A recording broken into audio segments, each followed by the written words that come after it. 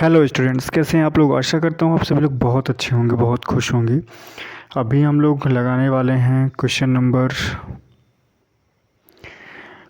6 exercise 6.5 का है। काफ़ी इम्पोर्टेंट है और बहुत इजी भी है। यदि आप इसको समझ लेते हैं तो काफ़ी आसानी से सॉल्व कर सकते हैं। समबाहु त्रिभुज की बात हो रही है। एक त्रिभुज जिसकी तीनों भुजाएं क्या होती हैं, बराबर होती हैं, उसे हम बोलते हैं समबाहु त्रिभुज। तीनों भुजाएं क्या होती हैं, बराबर। तो यहाँ पे उसकी भुजा की लंबाई दे दी गई है 2a, ठीक है। ये भी 2a है और ये भी 2a है। इसका नाम हम दे देते हैं a, b और c, ठीक है। उसके प्रत्येक शीर्ष लंब की लंबाई निकालना है। तो शीर्ष लंब क्या कहलाता है, जो देखिए त्रिभुज में 3 शीर्ष होते हैं, एक ये और एक ये।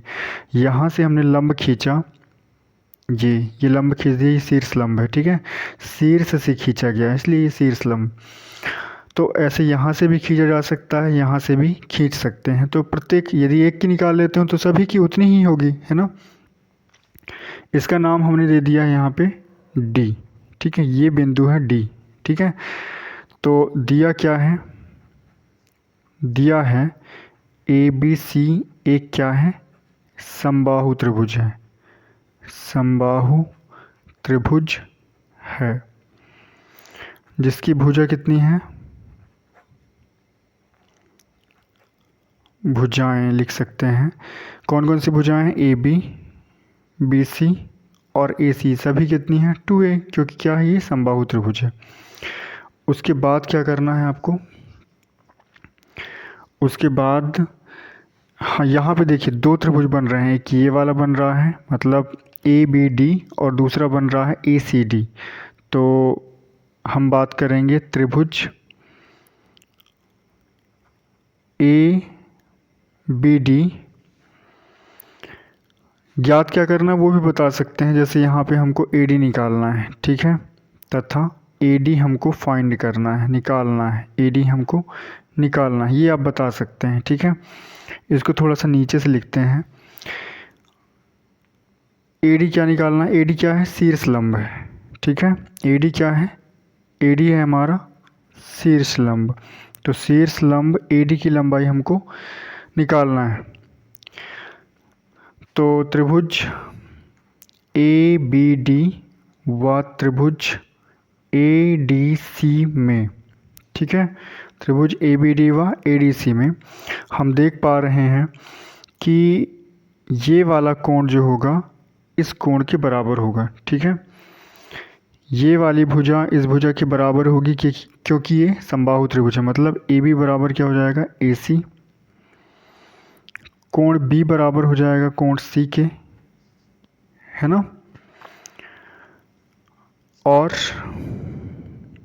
ये वाली भुजा तो कॉमन ही है दोनों त्रिभुज में, इसमें भी, ठीक है।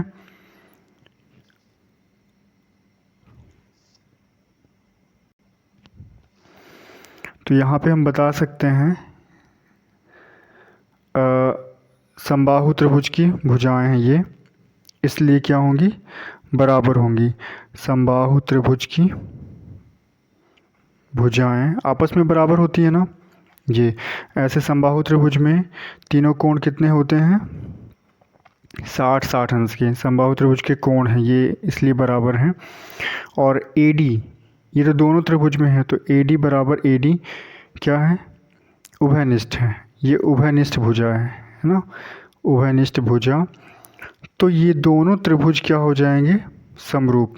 कौन सी समरूपता लगेगी, कोण भुजा कोण। तो कोण भुजा कोण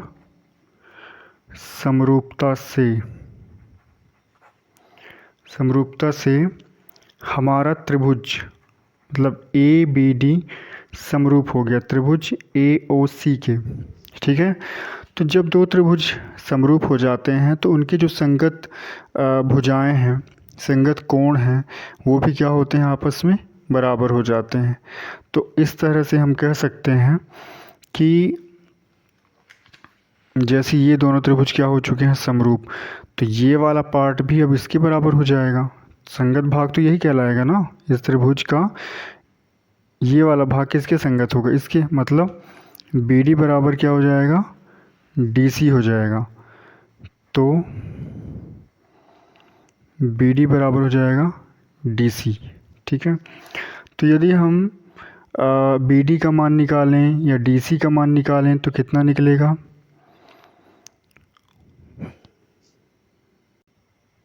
जैसे हम बी डी का ही मान निकाल रहे हैं। ठीक है, तो बी डी का मान कैसे निकाल सकते हैं, बी डी किसका आधा कहलाएगा, बी सी का।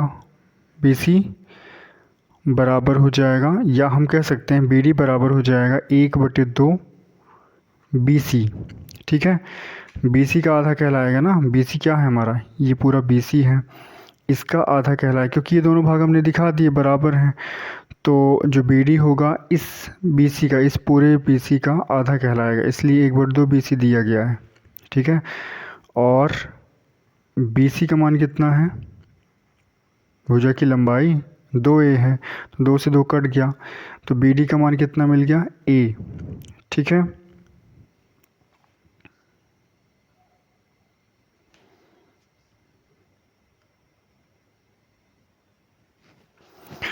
तो बी डी का मान हमको मिल चुका है a। ठीक है, अब आप चाहे आप त्रिभुज ए डी बी में बात करें या ए डी सी में, ये क्या है, ए डी लंब बी सी है। यहाँ पे आप थोड़ा सा करेक्शन कर सकते हैं, जैसे मैंने यहाँ तक लिखा था, इसके बाद आप थोड़ा सा रचना कर सकते हैं यहाँ पे, मतलब यहाँ तक लिखने के बाद आप रचना में लिखेंगे कि ए डी लंब बी सी खींचा।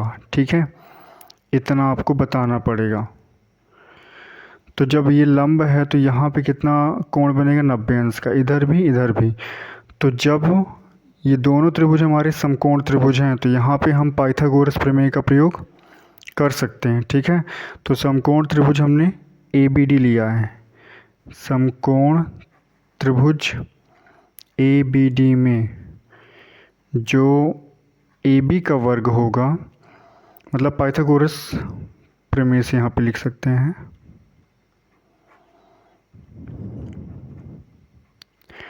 तो ए बी का वर्ग हो जाएगा बी डी का वर्ग धन ए डी का वर्ग। हमको ए डी निकालना है क्योंकि ए डी हमारी क्या है, शीर्ष लंब है।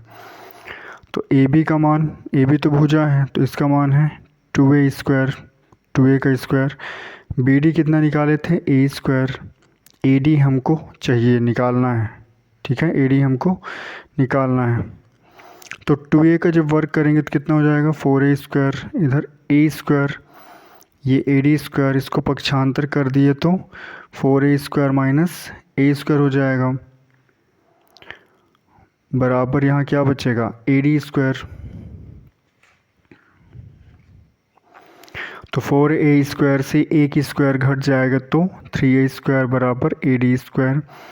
स्क्वायर को जब हम पक्षांतर करेंगे तो यहाँ पे वर्गमूल का निशान लग जाएगा, मतलब ये हो जाएगा 3a स्क्वायर बराबर ए डी। ठीक है, तो ऐसा भी लिख सकते हैं कि ए डी बराबर करने 3a स्क्वायर।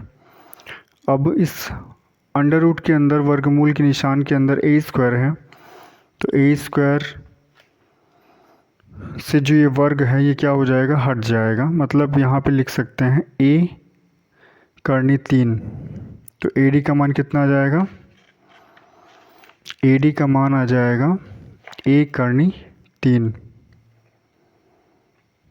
ठीक है, तो आशा करता हूँ आपको ये समझ में आ गया होगा। जो भी डाउट है आप कमेंट के थ्रू बता सकते हैं।